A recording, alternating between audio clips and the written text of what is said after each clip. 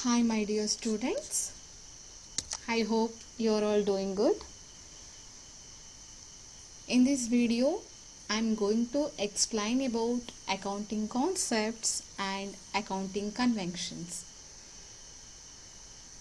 I'm Soumya E, Assistant Professor, Department of Commerce, SKVMS, GFGC Kundapur. So ಮಕ್ಕಳೇ, ನಾನು ನಿಮಗೆ notes ಎಲ್ಲ ಕಳಿಸಿದ್ದೆ ಈ ಚಾಪ್ಟರ್ 1 ನೀವು ಅದನ್ನೆಲ್ಲ ನೋಟ್ಬುಕ್ಕಲ್ಲಿ ನೀಟಾಗಿ ಬರ್ಕೊಳ್ಳಿ. ಸೊ ಅದರ ಜೊತೆಗೆ ಈ ವಿಡಿಯೋಸ್ನ ವಾಚ್ ಮಾಡಿ ನಿಮ್ಮ ನೋಟ್ಸಲ್ಲಿ ನೀವೇನು ಬರ್ಕೊಂಡಿದ್ದೀರಾ ಅದನ್ನು ಒಂದು 2-3 ಟೈಮ್ಸ್ ಜೋರಾಗಿ ಓದ್ಕೊಡಿ. ಆಗ ನಿಮಗೆ ಈ ಕಾನ್ಸೆಪ್ಟ್ಸ್ ಎಲ್ಲ ಈಸಿಯಾಗಿ ಅರ್ಥ ಆಗುತ್ತೆ. ಯಾಕಂದರೆ ಇವತ್ತು ಏನು ನಿಮಗೆ ಚಾಪ್ಟರ್ 1 ಏನಿದೆ ಎಲ್ಲ ಬೇಸಿಕ್ಸ್ ನೀವೇನು PUCಯಲ್ಲಿ ಕಲಿತು ಬಂದಿದ್ದೀರಾ ಅದೇ. First year PUC, second year PUCಯಲ್ಲಿ ನೀವೇನು accounting, basic concepts of accounting conventions ಮತ್ತು ಅಕೌಂಟಿಂಗ್ ಫಂಕ್ಷನ್ಸ್, ಸೊ ಏನೆಲ್ಲ ನೀವು ಬೇಸಿಕ್ ಕಾನ್ಸೆಪ್ಟ್ ಓದಿ ಬಂದಿದ್ದೀರಲ್ಲ, ಸೊ ನಿಮ್ಮ ಈ ಫಸ್ಟ್ ಚಾಪ್ಟರಲ್ಲಿ ಅದೇ ಇನ್ಕ್ಲೂಡ್ ಆಗಿದೆ. ಸೊ ಆದ್ದರಿಂದ ಆಲ್ರೆಡಿ ನಿಮಗೆ ಇಲ್ಲಿರುವಂತಹ ಟರ್ಮಿನಾಲಜೀಸ್ ಅಥವಾ ಒಂದು ಕಾನ್ಸೆಪ್ಟ್ಗಳ ಬಗ್ಗೆ ಅರಿವು ನಿಮಗೆ ಇದೆ ಅಂತ ಅಂದ್ಕೊಂಡಿದ್ದೀನಿ. ಸೊ ಮರ್ತಿದ್ರೆ ನೀವು ನಿಮ್ಮ PUCಯಲ್ಲಿ ಓದಿರುವಂತಹ ಟೆಕ್ಸ್ಟ್ ಬುಕ್ಸನ್ನು ಇಟ್ಕೊಂಡು ಮತ್ತೊಮ್ಮೆ ರೀಕಾಲ್ ಮಾಡಿಕೊಂಡ್ರೆ ನಿಮಗೆ ಫೈನಾನ್ಷಿಯಲ್ ಅಕೌಂಟಿಂಗ್ ತುಂಬಾ ಈಸಿ ಆಗುತ್ತೆ. ಮತ್ತು ಇನ್ನೊಂದು, ನಾನ್ ಕಾಮರ್ಸ್ ಸ್ಟೂಡೆಂಟ್ಸ್ ಯಾರಿದ್ದೀರಾ ಅಂದರೆ ಸೈನ್ಸ್ ಬ್ಯಾಕ್ಗ್ರೌಂಡ್ ಇದ್ದು ಅಥವಾ ಆರ್ಟ್ಸ್ ಬ್ಯಾಕ್ಗ್ರೌಂಡ್ ಓದಿದ್ದು ಇಲ್ಲಿ ಕಾಮರ್ಸನ್ನು ತಗೊಂಡಿದ್ದೀರಾ, ನಿಮಗೆ ಫೈನಾನ್ಷಿಯಲ್ ಅಕೌಂಟಿಂಗ್ ಅಂದರೆ ಕಬ್ಬಿಣದ ಕಡಲೆ ಅಂತಲೇ ಭಾವಿಸ್ಬಿಡ್ತಾರೆ. ಸೊ ದಯವಿಟ್ಟು ಆ ರೀತಿ ಅಂದ್ಕೊಬೇಡಿ. ನೀವು ಕೂಡ ನಿಮ್ಮ ಏನು PUCಯಲ್ಲಿರುವಂಥ ಬೇಸಿಕ್ ಕಾನ್ಸೆಪ್ಟ್, ಈಗ ಯೂಟ್ಯೂಬಲ್ಲಿ ತುಂಬ ವಿಡಿಯೋಸ್ ಸಿಗುತ್ತೆ. ಸೊ ಅಕೌಂಟಿಂಗಲ್ಲಿ ನಾನು ಲಾಸ್ಟ್ ವಿಡಿಯೋದಲ್ಲಿ ಬೇಸಿಕ್ ಕಾನ್ಸೆಪ್ಟ್ಸ್ ಬಗ್ಗೆ ಹೇಳಿದ್ದೇನೆ, ಕೆಲವೊಂದಷ್ಟು ಕ್ವಶನ್ಸ್ ಹಾಕಿದ್ದೇನೆ, ಅದನ್ನು ಅರ್ಥ ಮಾಡ್ಕೊಳ್ಳಿ. Means what is debit, what is credit, ಏನು ಅಕೌಂಟಿಂಗ್ ಅಂದರೆ ಏನು, ಬುಕ್ ಕೀಪಿಂಗ್ ಅಂದರೆ ಏನು, ಆಯಿತಾ, ಏನು ಅಕೌಂಟಿಂಗ್ದ ಬೇಸಿಕ್ ಕಾನ್ಸೆಪ್ಟ್ಗಳಂದರೆ ಏನು, ಆಯಿತಾ. ಈಗ ಫಾರ್ ಎಕ್ಸಾಂಪಲ್ ನೀವು ಒಂದು ಹೋಟೆಲ್ ಬಿಸ್ನೆಸ್ ಮಾಡ್ತಾ ಇದ್ದೀರಾ ಅಂದ್ಕೊಳ್ಳಿ. ಹೋಟೆಲ್ ಬಿಸ್ನೆಸ್ ಮಾಡ್ತಾ ಇದ್ದೀರಾ ಅಂದರೆ ಒಂದು ಸರ್ವಿಸ್ ಇಂಡಸ್ಟ್ರಿ, ಅಲ್ಲಿ ಎಷ್ಟು ಸೇಲ್ ಆಗ್ತಾ ಇದೆ, ನಿಮಗೆ ಎಷ್ಟು ಪರ್ ಡೇ ಇನ್ಕಮ್ ಬರ್ತಿದೆ, ಮತ್ತು ಎಷ್ಟು ಖರ್ಚುಗಳಾಗ್ತಿದ್ದಾವೆ, ಮೇಂಟೆನೆನ್ಸ್ ಎಷ್ಟಾಗ್ತಿದೆ, ಸೊ ನಿಮಗೆ ಟೋಟಲ್ ಪ್ರಾಫಿಟ್ ಎಷ್ಟಿದೆ ಅಥವಾ ಲಾಸ್ ಆಗಿದೆಯಾ, ಅಥವಾ ನಿಮ್ಮ ಕಂಪನಿ ಅಥವಾ ಹೋಟೆಲ್ನಲ್ಲಿರುವಂತಹ ಅಸೆಟ್ಗಳು ಯಾವುದು ಅಂದರೆ ಫರ್ನಿಚರ್ ವ್ಯಾಲ್ಯೂಗಳೆಷ್ಟು, ಸೊ ನಿಮಗೆ ಲಯಬಿಲಿಟೀಸ್, ಬೇರೆ ಕಡೆಯಿಂದ ಸಾಲ ಮಾಡಿದರೆ ನಿಮ್ಮ ಲಯಬಿಲಿಟೀಸ್ ಎಷ್ಟು, ಸೊ ಇದೆಲ್ಲ ಬೇಸಿಕ್ ಕಾನ್ಸೆಪ್ಟ್ ನಿಮಗೆ ಗೊತ್ತಿರುತ್ತೆ. ಸೊ ಆ ಒಂದು ಕಾನ್ಸೆಪ್ಟೇ ನಿಮಗೆ ಇಲ್ಲಿ ಫೈನಾನ್ಷಿಯಲ್ ಅಕೌಂಟಿಂಗ್. ಸೊ ಈ ಬೇಸಿಕ್ ಕಾನ್ಸೆಪ್ಟ್ಗಳನ್ನ ಅರ್ಥ ಮಾಡ್ಕೊಳ್ಳಿ. ಓಕೆ,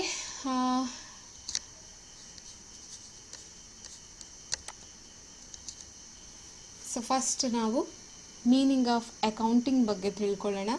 ನಿಮ್ಮ ಫಸ್ಟ್ PUCಯಲ್ಲೇ ನೀವು ಇದನ್ನು ಕಲ್ತಿದ್ದೀರಾ, ಆದ್ದರಿಂದ ನಾನು ಇನ್ ಡೀಟೇಲಾಗಿ ಹೇಳೋದಿಲ್ಲ, ಸೊ ನೋಡ್ಕೊಳ್ಳಿ. ಸೊ ಅಕೌಂಟಿಂಗ್ ಮೀನಿಂಗ್, ಸೊ ಒಂದು ಡೆಫಿನೇಷನ್ ಕೊಟ್ಟಿದ್ದಾರೆ. American Institute of Certified Public Accounts defined accounting as the art of recording. So ಈ ವರ್ಡ್ಸ್ಗಳೆಲ್ಲ ನಿಮ್ಗೆ ಈಗ ನೆನಪಾಗ್ತಾ ಇರ್ಬೋದು. Art of recording, classifying and summarising in a significant manner and in terms of money transaction and events which are in part at least of a financial character and interpreting the result thereof. So ಸಿಂಪಲಾಗಿ ಹೇಳಬೇಕಾದ್ರೆ accounting ಅನ್ನೋದು it is a process of recording the transaction. Recording means ಏನು financial transactions ಏನಿದೆ so ಅದನ್ನು record ಮಾಡ್ತಾ ಹೋಗೋದು. And classifying, reporting, summarising and analyzing required information, financial information relating to economic events of an organization to the interested user for making decision. So ಈ ಒಂದು ಮೀನಿಂಗಲ್ಲೇ ನಾನು next ಸ್ಲೈಡಲ್ಲಿ ಹಾಕಿದ್ದೇನೆ functions of accounting ಅಂತ. So identifying, recording, classifying, summarising analyzing, interpreting and communicating the result to the end user. We called as an accounting. ಆಯಿತಾ?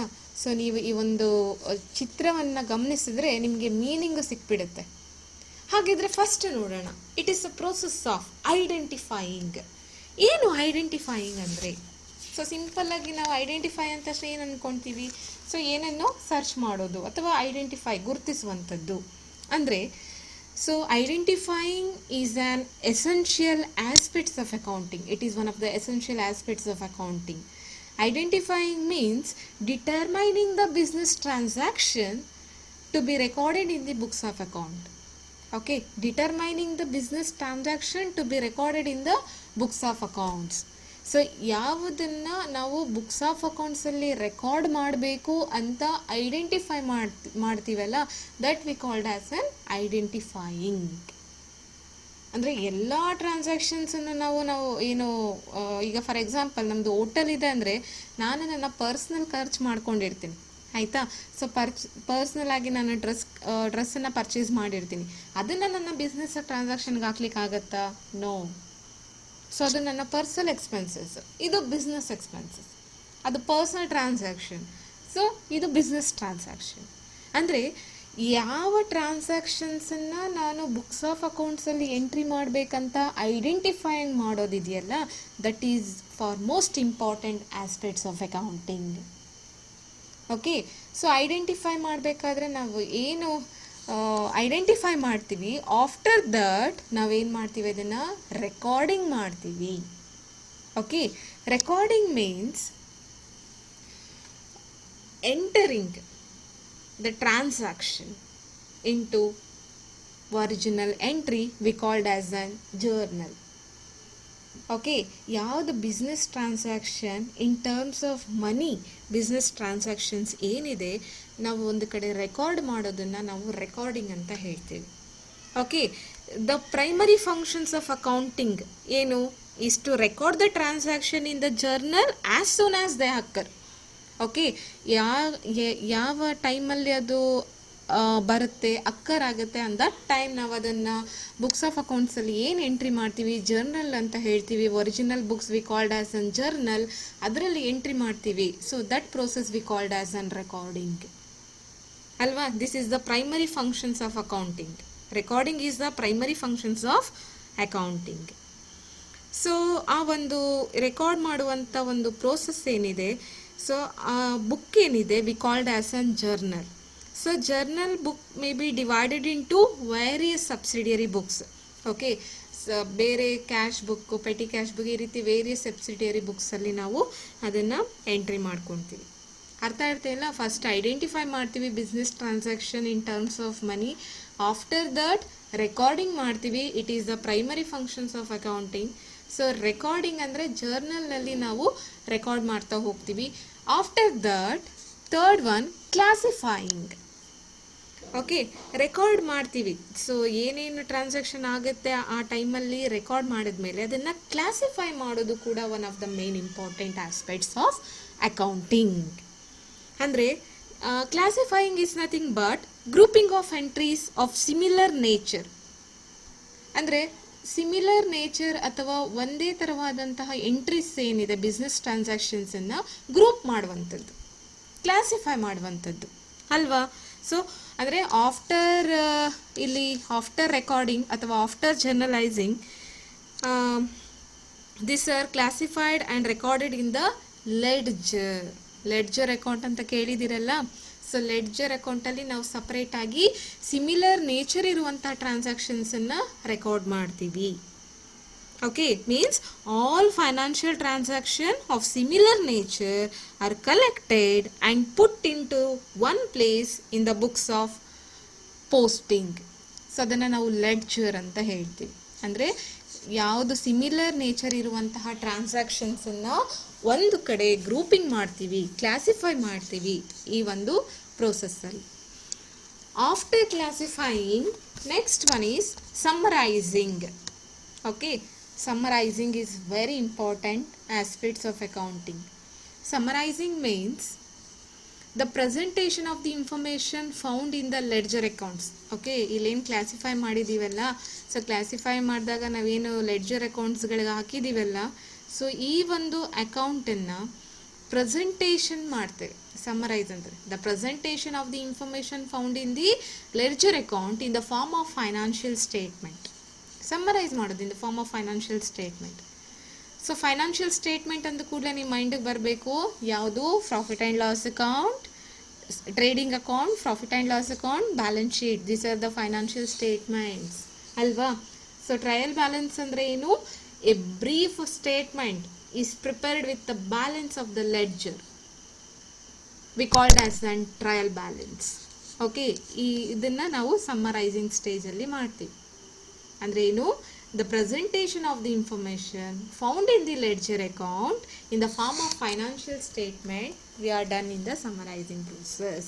ಅಥವಾ very short ಆಗಿ ಹೇಳೋದಿದ್ರೆ, summarizing means the presentation and presentation of financial statement. Simple ಆಗಿ presentation of financial statement. After summarising ನಾವು ಎಲ್ಲಿಗೆ ಹೋಗ್ತೀವಿ? Analysing and interpreting. Okay, analysing ಸಪ್ರೇಟಾಗಿ ಹೇಳ್ಬೋದು, interpreting ಸಪ್ರೇಟಾಗಿ ಹೇಳ್ಬೋದು, ಅಥವಾ ಒಟ್ಟಿಗೆ ಅನಲೈಸಿಂಗ್ ಆ್ಯಂಡ್ ಇಂಟರ್ಪ್ರಿಟಿಂಗ್ ಪ್ರೋಸೆಸ್ ಬರುತ್ತೆ. Okay, so analysis and interpretation, it is also one of the main aspects of accounting. It means rearrangement of the information found in the financial statements. So ಇಲ್ಲೇನು financial statement presentation ಮಾಡ್ತೀವಲ್ಲ, ಅದನ್ನು rearrangement ಮಾಡ್ತಾರೆ ಮತ್ತು ಅದನ್ನು comparison ಮಾಡ್ಕೊತಾರೆ. Okay, ಒಂದು ಕನ್ಕ್ಲೂಷನನ್ನು frame ಮಾಡ್ತಾರೆ about that financial statements. ಅಂದರೆ ಆ ಫೈನಾನ್ಷಿಯಲ್ ಸ್ಟೇಟ್ಮೆಂಟ್ ನೋಡಿ ಒಂದು ಕನ್ಕ್ಲೂಷನ್ನ ಬರೀತಾರೆ. ಏನು? ಲಾಸ್ ಆಗಿದ್ರೆ ಕಂಪನಿ ಲಾಸಲ್ಲಿ ಹೋಗ್ತಿದೆ, ಅದು ಅನಾಲಿಸಿಸ್. ಇಂಟರ್ಪ್ರಿಟೇಷನ್, ಅನಾಲಿಸಿಸ್ ಅಂದರೆ ಫಿಗರ್ಸನ್ನೆಲ್ಲ ಕಂಪೇರ್ ಮಾಡ್ತಾರೆ, ಆಯಿತಾ? ಟ್ರಾನ್ಸಾಕ್ಷನ್ಸನ್ನೆಲ್ಲ ಕಂಪೇರ್ ಮಾಡ್ತಾರೆ.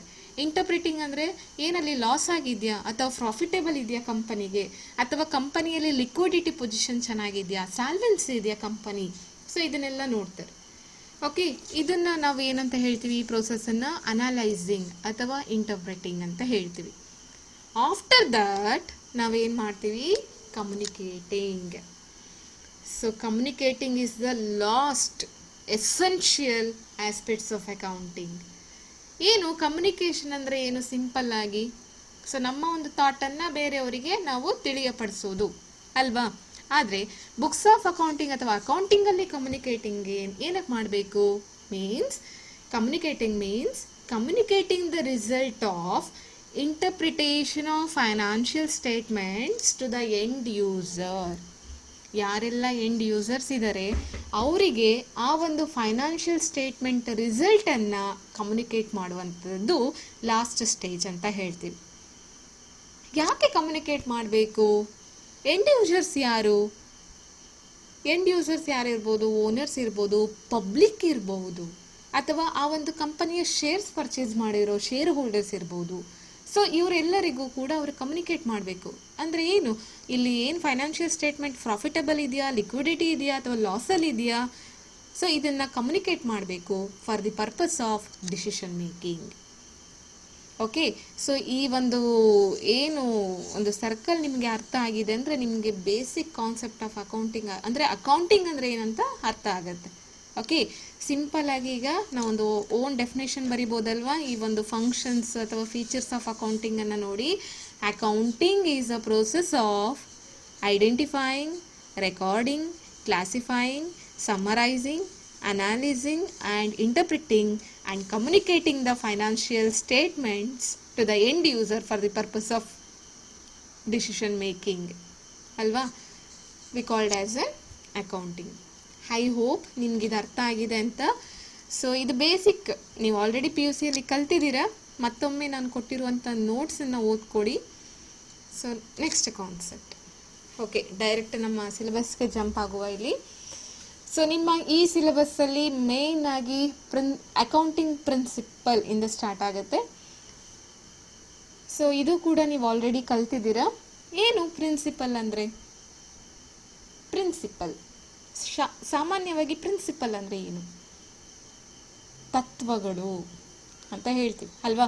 ನಮ್ಮ ಲೈಫಲ್ಲಿ, ನಮ್ಮ ಜೀವನದಲ್ಲಿ ಪ್ರತಿಯೊಬ್ಬ ಇಂಡಿವಿಜುವಲ್ ಕೂಡ ಅಂದರೆ ಈಗ ನಾನು ಇದ್ದೇನೆ ಅಂದರೆ ನನಗೆ ಆದಂಥ ಒಂದು ತತ್ವಗಳಿದ್ದಾವೆ. ನನ್ನ ತತ್ವಗಳು, ನನ್ನ ಸಿದ್ಧಾಂತಗಳನ್ನು ನಾನು ಫಾಲೋ ಮಾಡ್ತೀನಿ, ಆಯಿತಾ. ಆ ತತ್ವಗಳೇನಾಗಿರುತ್ತೆ ಅಂದರೆ ನನ್ನ ಬೆಳವಣಿಗೆಗೆ ಪೂರಕವಾಗಿರಬೇಕು. ಸೊ ಅಂದರೆ ನನ್ನ ಒಂದು ಸ್ಟ್ಯಾಂಡರ್ಡ್ಸನ್ನು ಮೇಂಟೈನ್ ಮಾಡುವಂಥ ಒಂದು ತತ್ವಗಳಾಗಿರಬೇಕು. ಸೊ ಅದನ್ನು ನಾವು ಫಾಲೋ ಮಾಡ್ತಿದ್ದೀವಿ. ಈಗ ನಿಮಗೆ ತತ್ವಗಳು, ಸಿದ್ಧಾಂತಗಳು ಅಂದರೆ ನಿಮಗೆ ಸ್ವಲ್ಪ ಕಷ್ಟ ಆಗುತ್ತೆ, ಯಾಕಂದರೆ ನಿಮ್ಮ ಏಜ್ ಆಗಿರುತ್ತೆ. ಸೊ ನಿಮ್ಮ ಲೈಫಲ್ಲಿ ನಿಮ್ಮ ತತ್ವವನ್ನು ರೂಢಿಸ್ಕೊಬೇಕು. ನಾನು ಈ ರೀತಿ ಇರ್ತೇನೆ, ಈ ರೀತಿ ಬದುಕಬೇಕು, ಇದು ನನ್ನ ಜೀವನದ ತತ್ವ ಅಂದರೆ ಆ ರೀತಿ ಪಾಲಿಸ್ಕೊಬೇಕು. ಸೊ ಅದೇ ರೀತಿ ಅಕೌಂಟಿಂಗ್ ಕೂಡ ಕೆಲವು ತತ್ವಗಳಿದ್ದಾವೆ. ಯಾಕೆ ಈ ತತ್ವಗಳು ಇಂಪಾರ್ಟೆನ್ಸ್ ಅಂದರೆ, ಆ ಒಂದು ಅಕೌಂಟಿಂಗ್ ಕಂಪನಿಯಲ್ಲಿ ಅಥವಾ ಯಾವುದೋ ಒಂದು ಅಕೌಂಟಿಂಗ್ ಮಾಡ್ತಾ ಇದ್ದೀವಿ, ಪ್ರೊಸೆಸ್ ಮಾಡ್ತಾ ಇದ್ದೀವಿ ಅಂದರೆ ಅಲ್ಲಿ ಕರೆಕ್ಟಾಗಿರಬೇಕು, ಸ್ಟ್ಯಾಂಡರ್ಡ್ ಆಗಿರಬೇಕು, ಅಲ್ಲಿ ಕೆಲವೊಂದು ಪ್ರಾಕ್ಟೀಸಸ್, ಪ್ರೊಸೀಜರ್ನ ಫಾಲೋ ಮಾಡಬೇಕು ಅಂತ ಇರುತ್ತೆ. Okay, so accounting principles are guidelines. Okay, these are guidelines to establish standards for sound accounting practices and procedure in reporting the financial status and performance of a business. Andre accounting principles is nothing but these are the guidelines to establish standards for sound accounting practices. Andre ಒಂದು sound ಅಂದರೆ ಏನು, powerful ಆಗಿರುವಂಥ ಒಂದು correct ಆಗಿರುವಂತಹ accounting practices ಮತ್ತು ಪ್ರೊಸೀಜರ್ಸನ್ನು ನಾವು ನಮ್ಮ financial status ಅಥವಾ ಫೈನಾನ್ಷಿಯಲ್ ಪರ್ಫಾರ್ಮೆನ್ಸಲ್ಲಿ ನೋಡಬೇಕಾದ್ರೆ ಈ ಒಂದು ಅಕೌಂಟಿಂಗ್ ಪ್ರಿನ್ಸಿಪಲ್ಸನ್ನು ನಾವು ಗೈಡ್ಲೈನ್ಸ್ ಆಗಿ ಫಾಲೋ ಮಾಡಬೇಕಾಗತ್ತೆ. ಓಕೆ, ಈ ಒಂದು ಗೈಡ್ಲೈನ್ಸ್ ಅಂದರೆ ಈ ಪ್ರಿನ್ಸಿಪಲ್ಸನ್ನು ನಾವು ಫಾಲೋ ಮಾಡಬೇಕಾಗತ್ತೆ ಒಂದು ಅಕೌಂಟಿಂಗ್ ಮಾಡ್ತಾ ಇದ್ದೀವಿ ಅಂತ ಆದರೆ. Okay, so these principles broadly classified into two. One is accounting concepts, another one is accounting conventions. Okay, accounting principles andre gottaytu. Accounting principle means these are the guidelines to establish a standard or sound accounting practices and procedure in reporting the financial and performance of a business. Okay, so ಈಗ ಒಂದು accounting ನಾವು ಪ್ರೊಸೆಸನ್ನು ಮಾಡ್ತಾ ಇದ್ದೀವಿ, ಒಂದು ಪ್ರೊಸೀಜರ್ನ follow ಮಾಡ್ತಾ ಇದ್ದೀವಿ, ಒಂದು reporting ಮಾಡ್ತಾ ಇದ್ದೀವಿ ಅಂದರೆ ಕೆಲವೊಂದು ಪ್ರಿನ್ಸಿಪಲ್ಸ್, ತತ್ವಗಳನ್ನ ಅಳವಡಿಸ್ಕೊಂಡಿರಬೇಕು. ಓಕೆ, ಇದನ್ನು ಗ್ಯಾಪ್ ಅಂತ ಕೇಳಿರ್ಬೋದು, ಜನರಲಿ ಅಕ್ಸೆಪ್ಟೆಡ್ ಅಕೌಂಟಿಂಗ್ ಪ್ರಿನ್ಸಿಪಲ್ಸ್ ಅಂತ ಕೇಳಿರ್ಬೋದು, ಗ್ಯಾಪ್. ಓಕೆ, ಸೊ ಆ ಒಂದು ತತ್ವಗಳನ್ನ ಅಳವಡಿಸ್ಕೊಬೇಕಾಗತ್ತೆ. ಅದನ್ನು ಎರಡು ವಿಧವಾಗಿ ನಾವಿಲ್ಲಿ ಕ್ಲಾಸಿಫೈ ಮಾಡ್ಕೊತೀವಿ. One is accounting concepts and another one is accounting conventions. So accounting concepts ಅಂದರೆ ಏನು? Accounting concepts may be consider as postulates. ಏನು ಪೋಸ್ಟುಲೇಟ್ಸ್ ಅಂದರೆ ಸಿದ್ಧಾಂತ, ಆಯಿತಾ. So that is basic assumptions or conditions upon which the science of accounting is based. ಅಂದರೆ accounting ಅನ್ನೋ concept ಯಾವುದರ ಮೇಲೆ ಬೇಸಾಗಿ ನಿಂತಿದೆ, ಕೆಲವೊಂದು ಅಸಂಪ್ಷನ್ನ ಇಟ್ಕೊಂಡಿದ್ದೀವಿ, ಕೆಲವೊಂದು ಕಂಡೀಷನ್ಸನ್ನು ಫಾಲೋ ಮಾಡ್ತೀವಿ. ಆ ಒಂದು ಅಸಂಪ್ಷನ್ನು, ಕಂಡೀಷನ್ಸ್ ಮೇಲೆ ನಮ್ಮ ಅಕೌಂಟಿಂಗ್ ಕಾನ್ಸೆಪ್ಟ್ ನಿಂತಿದೆ, ಆಯಿತಾ. ಮತ್ತು there is no authoritative list of these concept, but most of the concept are fairly general support. ಅಂದರೆ ಯಾವುದೇ ರೀತಿ ಪರ್ಟಿಕ್ಯುಲರ್ ಅಥಾರಿಟೇಟಿವ್ ಲೀಸ್ಟ್ ಇಲ್ಲ. ಕೆಲವೊಂದು ಏನು ಅಕೌಂಟಿಂಗ್ ಕಾನ್ಸೆಪ್ಟ್ ಏನಿದೆ, going concern concept, business entity concept, this are the general concept. Okay, ಇದನ್ನು ಎಲ್ಲ ಕಂಪನಿಗಳು ಅಥವಾ ಎಲ್ಲ ಒಂದು ಅಕೌಂಟಿಂಗ್ ಏನೇನು ಮಾಡುತ್ತೆ ಕಂಪನಿಗಳು ಅಥವಾ industries, they have to follow these concepts. So accounting concepts are like time tested and applicable universally across the boundaries and different situations. This leads the same interpretation that help in making continuity and comparability. Okay, so simple ಆಗಿ ಹೇಳಬೇಕಾದ್ರೆ accounting concepts is nothing but these are the basic assumption and conditions which are followed by the accounting. So when we are reporting the transaction, when we are making accounting process, ನಾವು ಕೆಲವೊಂದು assumptions, conditions ನ follow ಮಾಡಬೇಕಾಗುತ್ತೆ. So ಆ ಒಂದು ನಾವು ಏನು postulates ಏನಿದೆ ಸಿದ್ಧಾಂತವನ್ನು we called as an accounting concepts. So ಹಾಗೆ ಕನ್ವೆನ್ಷನ್ ಅನ್ನೋ ವರ್ಡ್ ಕೂಡ ನಾವು ಆಗಾಗ ಯೂಸ್ ಮಾಡ್ತಾ ಇರ್ತೀವಿ. ಹಾಗಾದರೆ ಅಕೌಂಟಿಂಗ್ ಕನ್ವೆನ್ಷನ್ಸ್ ಅಂದರೆ ಏನು? So accounting conventions are the customs are accounting policies and procedures that are followed as a matter of practice for a long period and which guide the accountant while preparing financial statement. Okay, accounting convention ಅಂದರೆ these are the customs ಅಥವಾ ಒಂದು policies procedure. ನಾವೀಗ ಒಂದು financial ಸ್ಟೇಟ್ಮೆಂಟ್ನ prepare ಮಾಡ್ತಾ ಇದ್ದೀವಿ ಅಂದರೆ so ಈ ಒಂದು ಅಕೌಂಟಿಂಗ್ ಕನ್ವೆನ್ಷನ್ಸನ್ನು ನಾವು ಫಾಲೋ ಮಾಡಬೇಕು.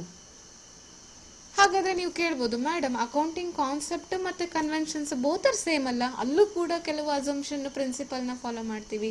ಸೊ ಇಲ್ಲೂ ಕೂಡ ನಾವು ಪ್ರಿನ್ಸಿಪಲ್ಸ್ ಪ್ರೊಸೀಜರ್ನ ಇದೆ ಅಥವಾ ಪಾಲಿಸೀಸ್ ಇದೆ ಅಂತ ಹೇಳ್ಬೋದಲ್ಲ. ಎಸ್, ಆದ್ದರಿಂದ ಇವೆರಡು ವಿ ಕಾಲ್ಡ್ ಇವೆರಡು ಕೂಡ ಇಂಟರ್ಚೇಂಜಬಲಿ ಅಂದರೆ ಕಾನ್ಸೆಪ್ಟ್ ಆಫ್ ಕನ್ವೆನ್ಷನ್ಸನ್ನು ನಾವು ಸಿಮಿಲರ್ ಮೀನಿಂಗಲ್ಲೇ ನೋಡ್ತೀವಿ. Because both are comes under accounting principal.